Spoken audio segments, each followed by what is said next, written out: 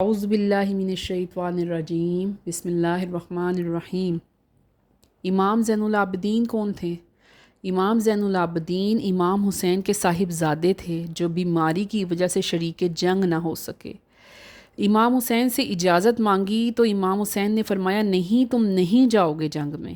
وہ اتنے بیمار تھے کہ اٹھتے تو ساتھ ہی زمین پر گر جاتے، اتنا تیز بخار تھا کہ جسم میں کمزوری ہو رہی تھی، اٹھنے سے بھی قاصر تھے۔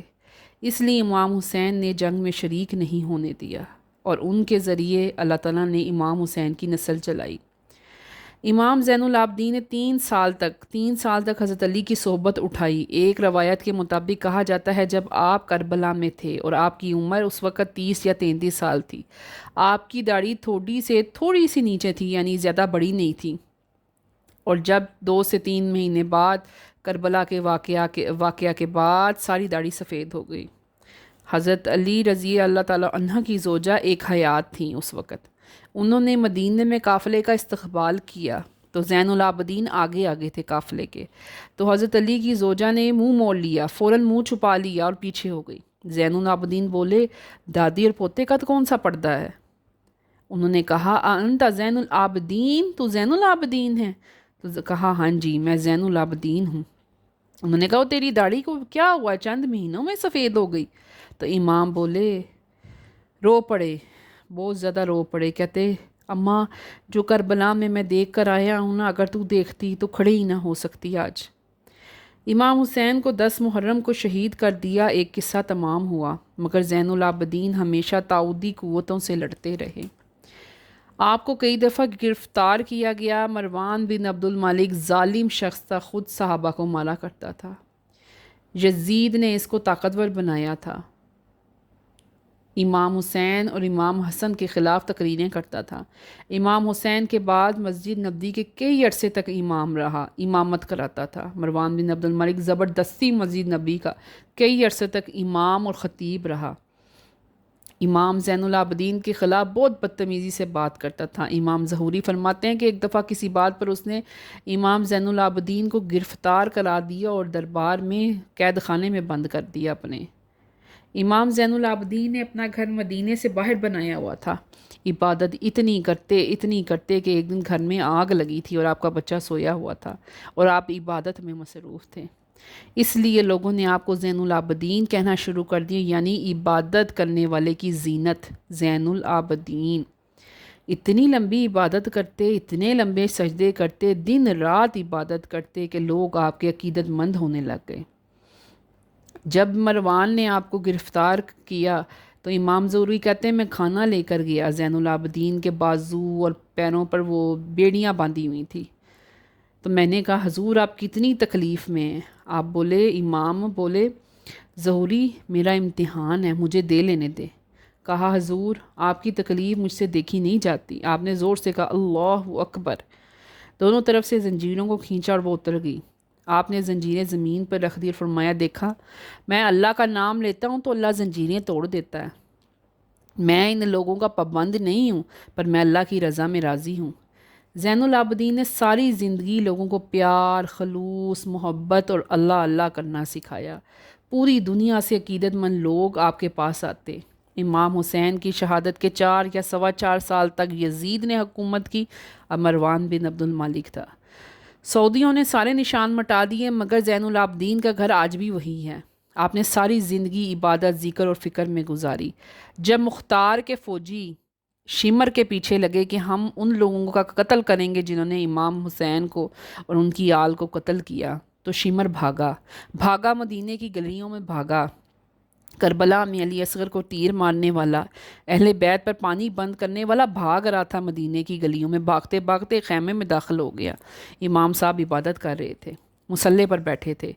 آپ نے نظر اٹھائی تو شمر بولا پانی دیجئے گا۔ وہ جو پانی بند کرنے والا کربلا میں، آج بولا ذرا پانی دیجئے گا۔ امام اٹھے، اسے پانی دیا، کہا اور دوں؟ کہتا ہاں جی اور دیجئے گا۔ پھر کہا اور دوں؟ کہتا ہاں جی اور دیجئے گا۔ پانی پی کر وہ شرم سے پانی ہو گیا اور باہر چلا گیا اور سوچنے لگا کہ شاید زین العابدین نے مجھے پہچانا نہیں۔ دوبارہ اندر داخل ہوا، بولا لگتا ہے آپ نے مجھے پہچانا نہیں۔ امام بولے میں تجھے کیسے بھول سکتا ہوں، تو نے میرا چھوٹا 6 ماہ کا بھائی پیاسا مارا تھا، تو اندر آیا نا، میرے غم تازہ ہو گئے، آنکھوں میں آنسو آ گئے۔ تو بولا پھر آپ نے مجھے پانی کیوں پلایا؟ آپ نے فرمایا پانی بند کرنا تم جیسے لوگوں کا طریقہ ہے، اور دشمنوں کو پانی پلانا میرے نانا محمد صلی اللہ علیہ وآلہ وسلم کی سنت ہے۔ حضرت زین العابدین نے اللہ اللہ سکھا کر ایسے مجاہد، ایسے دین والے تیار کیے کہ کچھ ہی عرصے بعد حضرت عمر بن عبدالعزیز جیسے نیک آدمی کی حکومت قائم ہو گئی۔ یہ اللہ اللہ کرنے کا لوگوں کو نفع ملا۔ حضرت عمر بن عبدالعزیز کو زین العابدین کی سرپرستی میں حکومت ملی تو بہت سے لوگ آپ کے آستانے پر نذرانے لے کر آنے لگے۔ یزید کے دور میں بھی آپ کو بہت سے لوگ نذرانے آپ کی خدمت میں پیش کرتے تھے۔ امام باقر جو آپ کے صاحبزادے تھے، وہ فرماتے ہیں رات ہوتے تو ابا جی بوریاں اپنے کندھوں پر اٹھاتے اور غریبوں کے گھروں تک پہنچانے چلے جاتے، شہزادے خود جاتے۔ امام باقر فرماتے ہیں ابا جی مجھے دے دیجیے، میں دے آتا ہوں۔ فرمایا نہیں، اگر تجھے دے دوں گا تو تجھے نام بھی بتانا پڑے گا، میں کسی کو رسوا نہیں کرنا چاہتا، میں خود دے کر آتا ہوں۔ امام زین العابدین مصلے پر بیٹھے بیٹھے اتنے طاقتور ہو گئے کہ موجودہ حکومتیں ان سے ڈرنے لگیں۔ مروان بن عبد المالک بہت سخت گیر آدمی تھا، بہت ظالم، کسی کو بخشتا نہیں تھا۔ ایک دن اس نے کسی غریب کا مال ضبط کر لیا، وہ شخص روتا روتا زین العابدین کے پاس چلا گیا، بہت رویا، پوچھا کیا ہوا؟ کہتا مروان بن عبد المالک نے میرا مال ضبط کر لیا ہے۔ آپ اس کے دربار میں پہنچ گئے اس کے ساتھ، بولے مروان اس کا مال تو نے ضبط کیا ہے؟ بولا میں تو گورنر ہوں۔ آپ کے ہاتھ میں چھڑی تھی، آپ نے زور سے زمین پر باڑی اور کہا اس غریب کا مال تو نے ضبط کیا ہے؟ کہا او میں گورنر ہوں، گورنر۔ آپ نے کہا تو گورنر ہے نا، تو میں حسین کا بیٹا ہوں، میں حسین کا بیٹا ہوں، میں حسین کا بیٹا ہوں۔ آپ نے گرجدار آواز میں کہا، بولے آپ چاہتے کیا ہو؟ اس غریب کو، آپ نے فرمایا اس غریب کو ابھی اس کا مال واپس کیجیے۔ مروان نے مال منگوایا، اسے مال واپس کیا اور وہ چلا گیا۔ آپ بھی لوٹ آئے۔ مروان سے لوگوں نے کہا اوئے تو ایک بندے سے ڈر گیا، اس کے ہاتھ میں چھڑی تھی، تو اتنا طاقتور ہے، نہ کوئی تلوار، نہ کوئی خنجر، نہ کوئی اسلحہ، تو اس قدر ڈر گیا؟ تو بولا امام کی گونج ایسی تھی کہ میں تو بری طرح کانپ رہا تھا، مجھے کچھ سمجھ ہی نہیں آ رہی تھی، میں سمجھا پتہ نہیں آسمان نہ میرے اوپر گر جائے، زمین نہ پھٹ جائے۔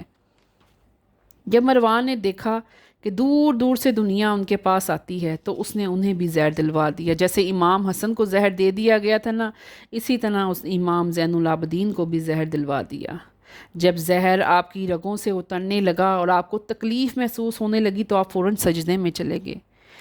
امام باقر فرماتے ہیں حضور آپ اتنی تکلیف میں یہ کیا کر رہے ہیں؟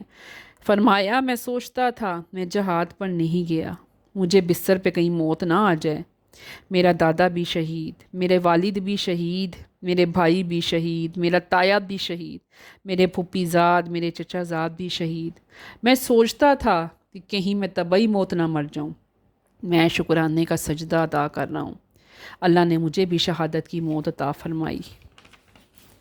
امام باقر کو نصیحت کی کہ مجھے امام حسن کے ساتھ جنت البقیع میں دفنایا جائے۔